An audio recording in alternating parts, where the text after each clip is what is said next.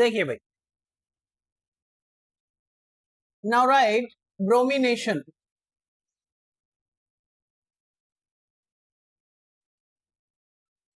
Of phenol.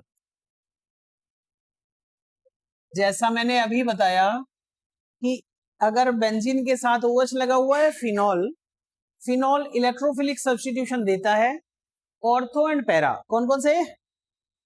क्योंकि हर OH group की या Cl की, Br ग्रुप्स की जो इलेक्ट्रॉन डोनेटिंग है, उनकी टेंडेंसी होती है इलेक्ट्रॉन डेंसिटी बढ़ाना, ऑर्थो एंड पैरा पोजिशन। लेकिन क्या होगा, यहां पे रिएक्शन कुछ और होने वाली है।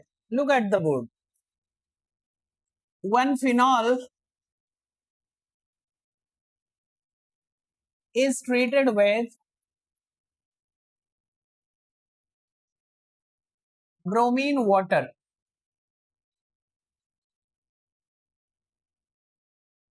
or aqueous bromine,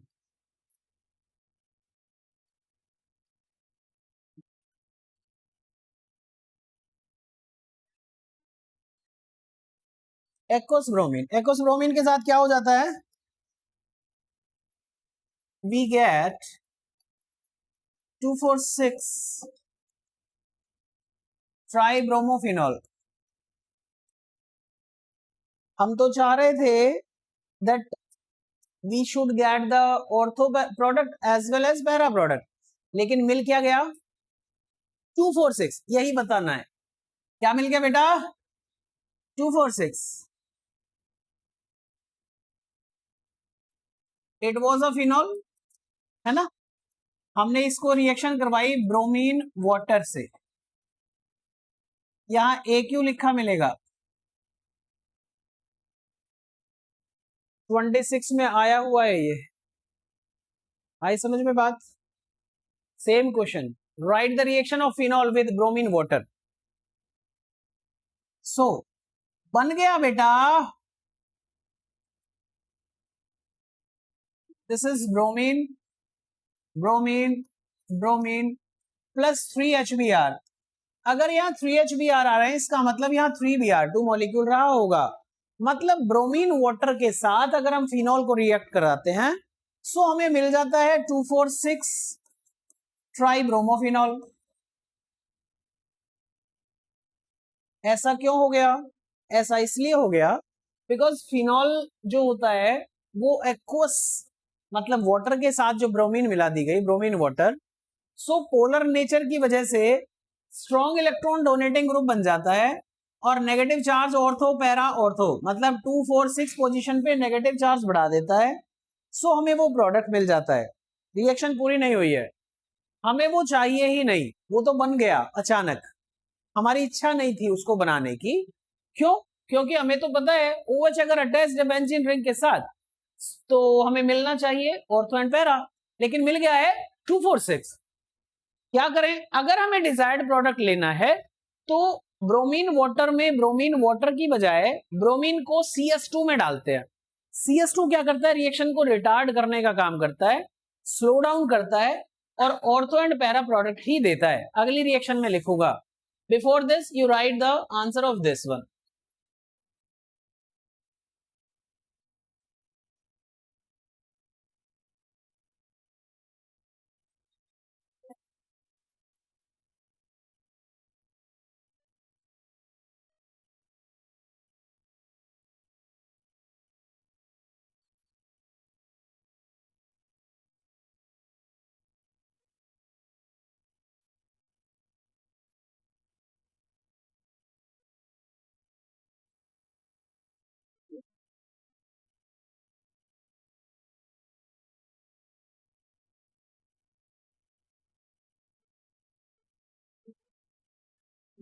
to four six tribromophenol, तो इसकी पोलर नेचर को कम करने के लिए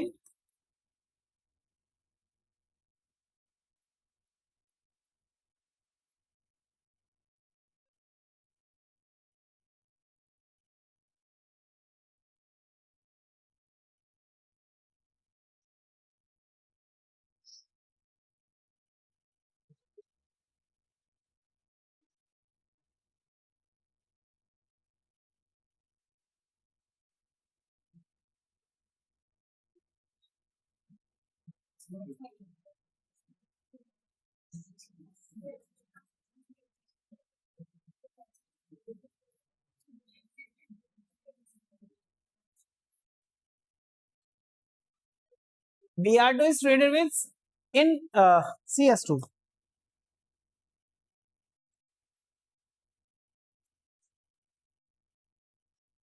In presence of CS2,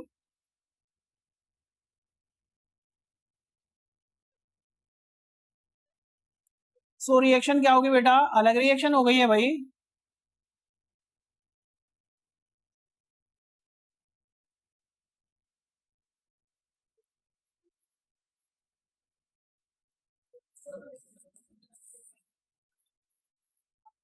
CS2. So we will get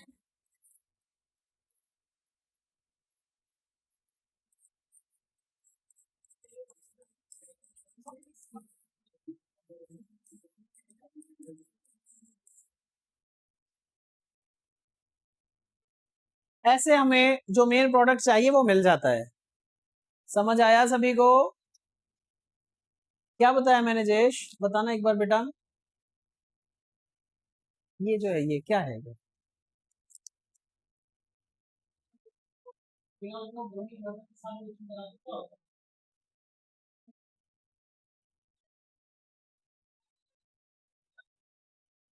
बताएं. When phenol is treated with bromine water, it gives 2,4,6 tribromophenols. क्यों देता है?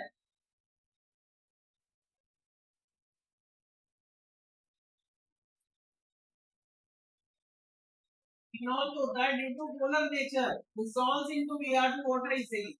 तेजी से डिसॉल्व हो जाता है तो हमें मिलता है 2,4,6 ट्राइब्रोमोफिनॉल. ठीक है. अगर हम इसको रिटार्ड करने की कोशिश करें तो हमें ब्रोमीन वाटर में वाटर नहीं डालना होता ब्रोमीन के साथ, बल्कि लेना होता है CS2 which retards the reaction. ऐसे ही आता है क्वेश्चन. ओके.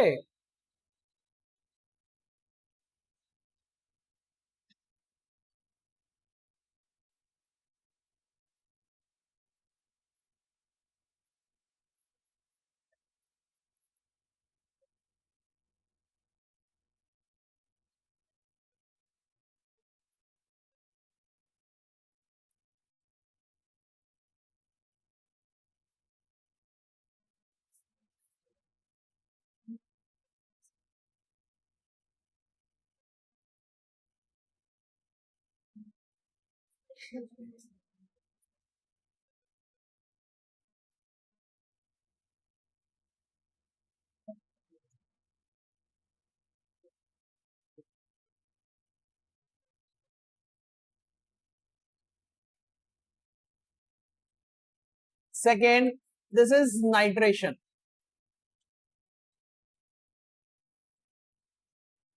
बेटा नाइट्रेशन सिर्फ तभी होता है जब phenol, chlorobenzene, bromobenzene, toluene react करते हैं डाइल्यूट या कॉन्सेंट्रेटेड HNO3 के साथ. यहां पर भी ये दो रिएक्शन दिखाता है. अगर कॉन्सेंट्रेटेड HNO3 है तो हमें मिलता है picric acid. Very important reaction. Phenol is treated with concentrated HNO3, then we get 2,4,6 tri nitrophenol. क्या मिलता है? लेकिन अगर डाइल्यूट HNO3 है तो वहां पर भी दो प्रोडक्ट मिलते हैं, ortho and para.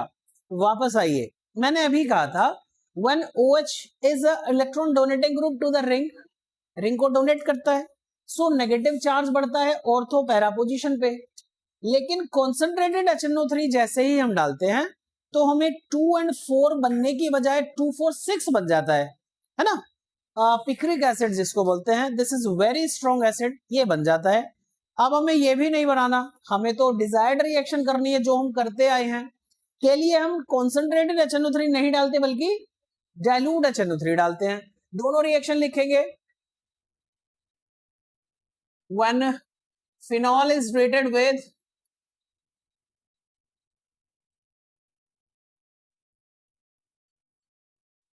concentrated HNO3,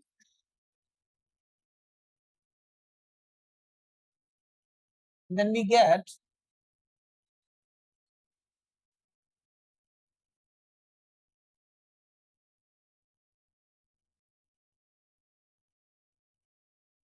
bracket में पिक्रिक एसिड.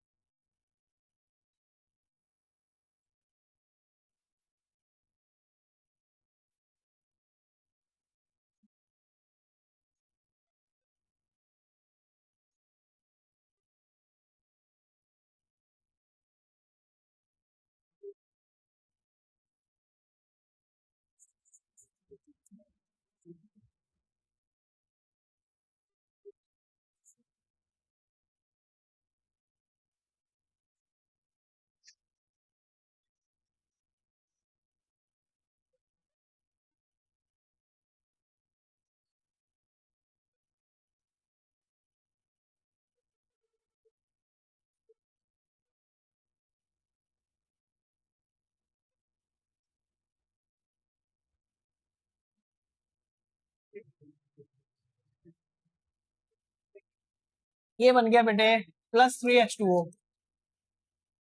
हमें ये नहीं चाहिए, this is not our desired product. So to get the desired product,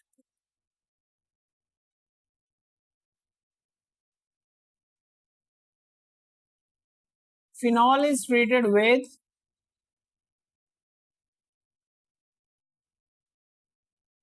dilute HNO3।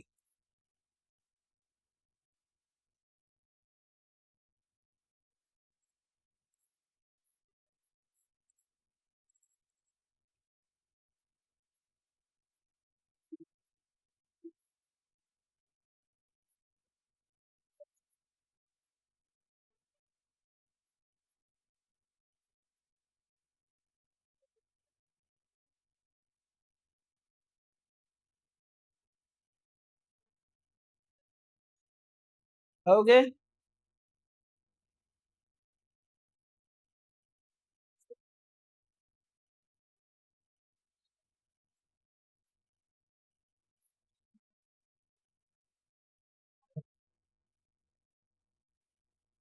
यहाँ लिखने की जरूरत नहीं है।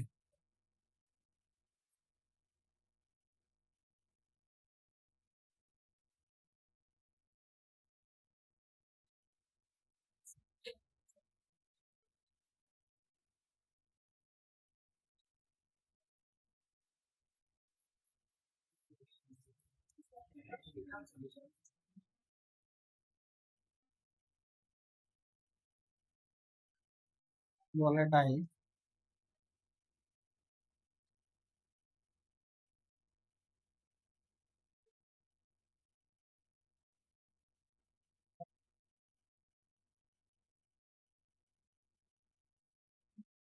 हाँ जी, ड्यू टू इंट्रामोलिक्यूलर, पूरा सुन ले एक बार फिर लिख लेना। यहां मैंने दो बातें लिखी बेटा। एक क्वेश्चन है हमारे पास कि रुक, सुनिए पहले, we are having a test tube, there are the two test tubes, है ना। चलो उन दोनों को एक में मिला देते हैं। इसमें है ऑर्थोनाइट्रोफिनॉल और साथ में ही है पैरानाइट्रोफिनॉल, दोनों कंपाउंड एक ही टेस्ट ट्यूब में। मिक्स कर दें, शेक कर दें, मिल जाएंगे क्योंकि दोनों एक जैसे ही कंपाउंड है। लेकिन अगर हम इसको बॉयल करना शुरू करें तो पहले हीट होके पहले इवेपोरेट वो होगा जिसका बॉइलिंग पॉइंट कम होगा। जिसका बॉइलिंग पॉइंट कौन सा जल्दी बॉयल होगा बताना, कौन सा? ऑर्थोनाइट्रोफिनॉल। Why this? बिकॉज उसमें कौन सी बॉन्डिंग है? Intramolecular hydrogen bonding. सुने, intramolecular hydrogen bonding intermolecular hydrogen bonding के मुकाबले वीकर होती है। अब क्वेश्चन आपके पास ऐसे है कि अगर हमने दोनों को एक टेस्ट ट्यूब में डाल दिया और दोनों को हीट किया, which is more steam volatile? Which is more steam volatile? Steam volatile का मतलब कौन सा पहले वेपर में बदल जाएगा, कौन सा पहले स्टीम में कन्वर्ट हो जाएगा, ये क्वेश्चन है। तो क्या आंसर देंगे आप? More steam volatile due to कौन सा? Orthonitrophenol is more steam volatile due to intramolecular hydrogen bonding. Close up कर दो इसका बस।